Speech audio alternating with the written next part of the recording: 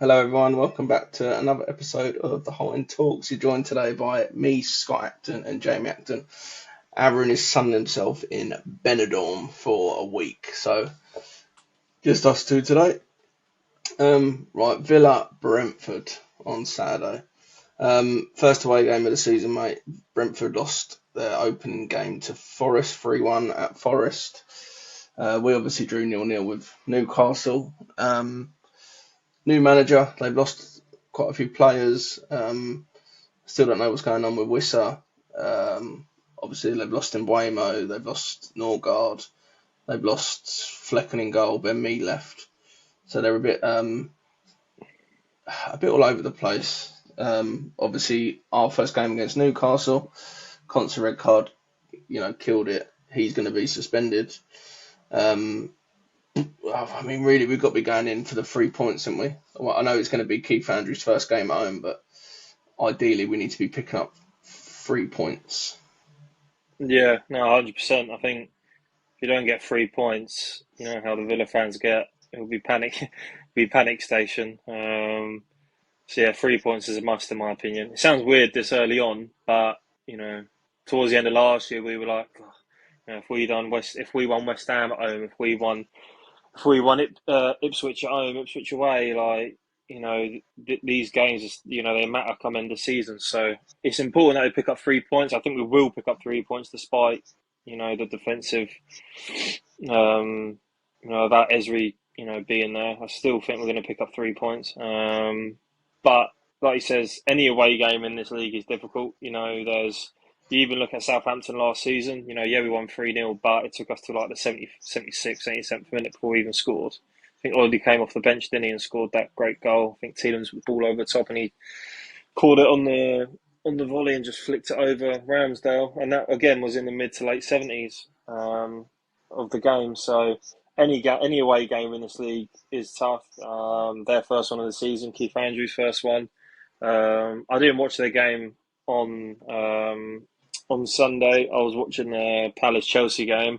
I saw their penalty, but also saw their front four. Just looking on the football back, they had Keane Lewis Potter, who I actually don't mind. I think he's actually okay. Probably the level that Brentford are at, that mid table to lower mid table kind of quality player. I'd say they had him one side and Fabio Carvalho on the other. I think, from what they had last season, I don't know what was up with Kevin Schade, but, to have, Mbuemo again, we've touched on Wissa, but, to go from Wissa, Mbuemo, and I know Kevin Schade is still there, but having that, then you got Igor Jesus, I think, up front as the nine who scored the penalty. You got then obviously Keane Lewis Potter and Fabio Carvalho. It is a drop off, and then again losing Norgard, who was probably on par with Jensen because I like Jensen as a player. And then again, Ben Mee gone on I think he left on a free, I think in the end. But then Flecken as well. Flecken bailed him out a lot. I know he when we played him away last season, he kind of let the Ollie one slip through his legs, but he bailed him out a lot. In the years gone by, so that's going to be a big miss for them as well. Be interesting because we played Newcastle on Saturday, and it's a game where could have gone either way when you look at how good the two teams are and recent results between the clubs. But you look at Brentford, it's obviously the first time this season that we're going to be put up against a team that chances are are going to sit in quite deep at times. Yeah, they might press us in phases, but they're not going to be like every goal kick we had. You had Gordon and etc. on the camped on the edge of our box waiting to press. So it'll be interesting to see how we deal with a team that's going to sit back a little deeper. Makes me think maybe he might go with a Powell, maybe just to break up a bit. It's what he tends to do. But see what happens. See what happens. But I don't think we're going to touch on it a bit later. But I can't see both Ty and Powell playing. It'll probably be either a Kamara or a Bogard, maybe. But we just need pace. We really, really desperately need pace. If you're dropping Yuri in, you move Rogers from the left, put him central. Who do you play out on the left? Hopefully, a Gesund or or whoever, but we had zero pace, and pace kills teams off. Like, you look at all the great teams. You look at that Man City team when Guardiola first came over. You had Sterling and Sane on either side, just absolutely electric. You look at the best Jurgen Klopp side. You had, yeah, Bobby Firmino was okay, but you had Mane and Salah either side, absolutely rapid. Like, you need pace, and we got Marlon. I know Gesson is quite quick, but you got Marlon and Matson are probably our two quickest players. We need more pace. Bailey going to Roma, not getting Rashford back on a deal. We're in desperate need of pace, because those balls in behind, with the talent that we have, we can kill teams off. Yeah, I mean, I'll just touch on Brentford. Sharda did come on at half time, and obviously last season Keane Lewis Potter was playing more as a wing back on it instead of actually a Yeah, winger. I saw a bit of the game against Forest that Forest goals were sloppy from a Brentford point of view, but obviously I think Keith Andrews is still feeling his way into it. They have signed a Taro, I think, from Bournemouth, haven't they now? So I'd imagine yeah, he would play. He's quite direct and pacey, whether he plays through the middle or out wide. Obviously, we'll have to wait and see, but I'd imagine he would come in. Carvalho is more of a central player than a wide player. But I think they'll probably have a few changes. The more I think about it, I think it might be Bogard and Mings. I just think we look that bit more secure, and that the centre forward for Brentford, if they do go with that Igor, who originally was a Tony replacement, wasn't he? But he obviously picked up a bad injury last yeah, season. I think Mings would be better suited against him. But yeah, definitely pace up front. I think, like you said, Rodgers got to probably move centrally, and either Guinea goes out on the left and Marlon comes out on the right, or he sticks Guesson down the left and keeps Guinea on the right. I mean, we spoke about it quite a lot last season. Marlon just looks a threat all the time, but you'd like to think he'd get a lot more starts this season now, obviously with one game in, so we won't jump the gun, but yeah, he just always seems to do something, even against Newcastle. He come on, he had one of the shots that we had probably half chance, but he works that space quite well, doesn't he, where he gets it on the corner of the box, makes the yard, gets a shot away. And maybe a game for Matson, like you said, because Luca Dean is a good player, but the pace of Matson does make a huge difference. yeah, yeah. Like I said, it'll be interesting to see how he sets up. But going back to what you were saying about, um, so I was thinking back to a couple of seasons ago when we had Diaby, and Diaby had that like zone where he kept. It was like do you imagine the penalty box is basically there just to the right. He got a lot of his Yeah, goals from that area, like from through cutbacks or just setting up for himself. But that was like Diaby zone, like his own little zone. And I feel like Marlon, his zone is just on that right, inside the box, just heavy on the right. And that, you look at, it was it Southampton away, Brighton away. He got a goal in pre-season from that angle as well. He loves that. And again, that's where that shot came from against Newcastle. That's his zone there, where that little pocket. if he's in that position, shooting across goal, that's his bread and butter. So yeah, I don't know if Unai sees him more as a nine, maybe, because he played predominantly there in pre-season, rather than a right-sided winger. But with both JJ and Bailey going, we need pace out wide. Guinea isn't a natural winger, and Rodgers is probably our best winger that we've got currently, but he's also our best player probably overall outfield. So we need him. We need him playing off a volley, because when Rodgers is central, we're so much better as a team. Um, Touching on Bogard, I'd be happy if Bogard played. I think Bogard's good.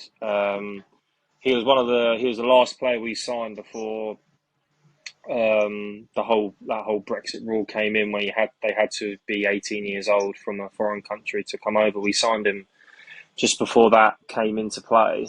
So I think he was like 16 years old when he came over, 16, 17 years old. But he shows so much promise, but we need to give him chances. Like, he didn't disappoint last year when he came on, whether that be centre half, right back, or holding midfield. We need to give him these games. Like, at the end of the day, we're in a world where we got our hands tied. Going a bit off topic, we got our hands tied with PSR, right?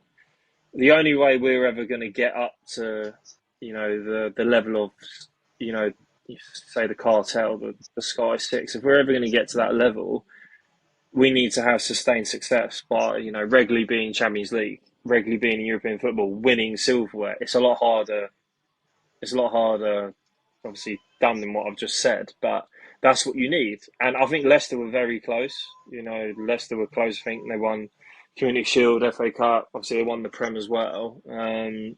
If they sustained that and didn't drop off how they did, because they dropped off rapid. That team that got relegated should never have been relegated. They had so much talent.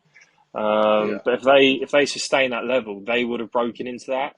So going back to my Bogart thing, how we've seen with JJ going on Sunday,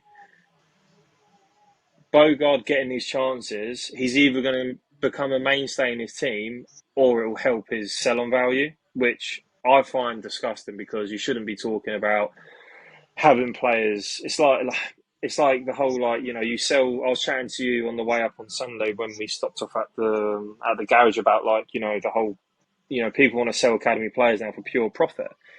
It's like, no, you should. Nothing's better than seeing one of your own score a goal.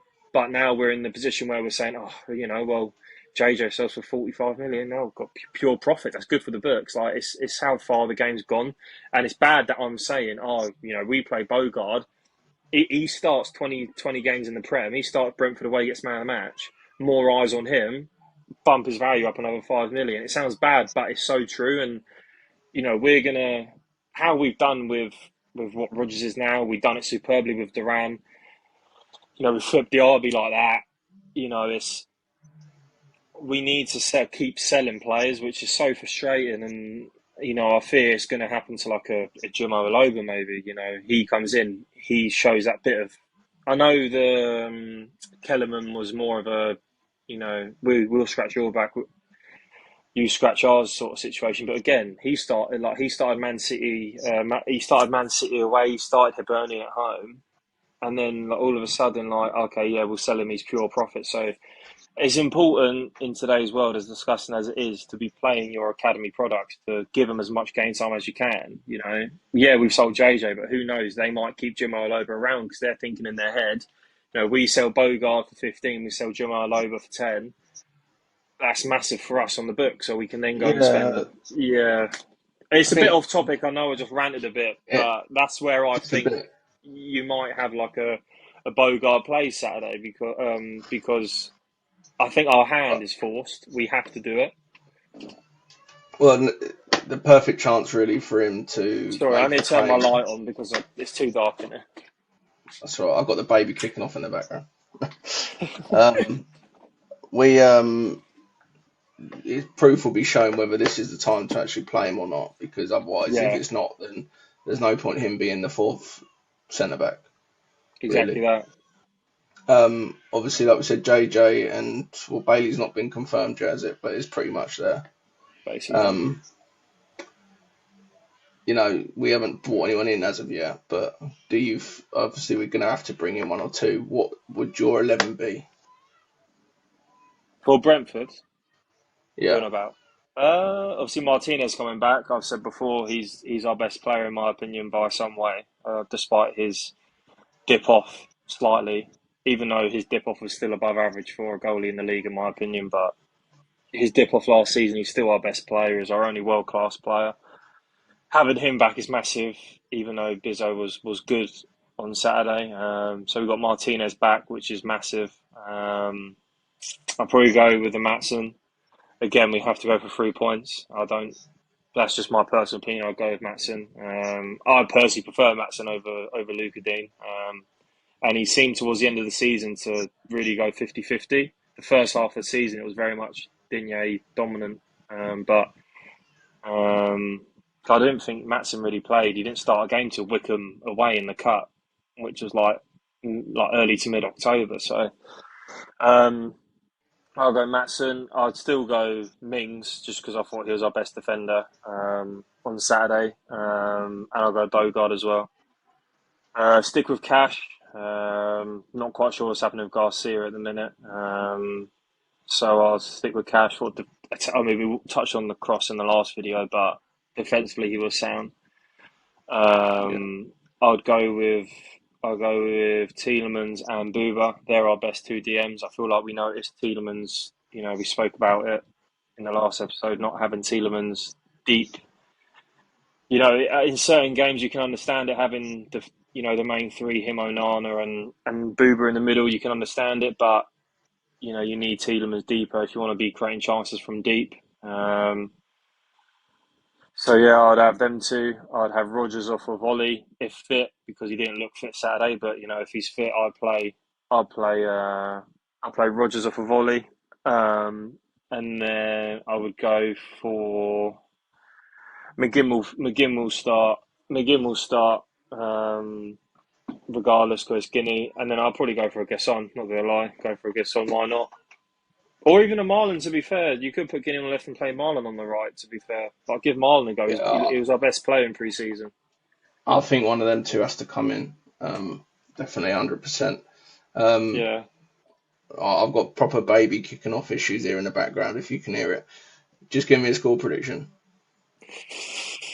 I was miles off in the last one, so I'll play it safe. I'll go 2-1. 2-1 Villa. All right, we're gonna keep. Well, I'm gonna keep them all written down throughout the season and see who is the best at guessing. I'm gonna go for 2-0 Villa. Bogard brace, yeah? But I would have probably the same team as you. I'd bring Matson in, Yeah. Bogard for me, drop Yuri back. I'd probably like to see Marlon start Yeah, and Marlon on the Guinea off the right, left. Guinea on the left, Rogers off of Ollie. Yeah, Yeah, that's for me, 100%. or even Guinea centrally. But um, Yeah. yeah, um, yeah. But fingers crossed we can get 3 points on the board, and yeah, we'll be back after the Brentford game, before the Palace game, to obviously touch on that. Hopefully, we would have maybe a couple more signings in as well. Hopefully so. Hopefully so. Get another player in attacking area, and then you don't know what's going to happen in defensively. We might get. There's always talk of another right back. I think Hector Fort was mentioned a few days ago, so you might Yeah, see him coming in. Who knows? But I'm expecting movement towards the end of from now towards the end of the window anyway. So yeah, 100%. yeah, All right, cool. Right, we'll wrap it up there. Yeah, a little preview for Brentford. Fingers crossed we can get 3 points on the board. And yeah, up the Villa from me. not the Villa. Take it easy.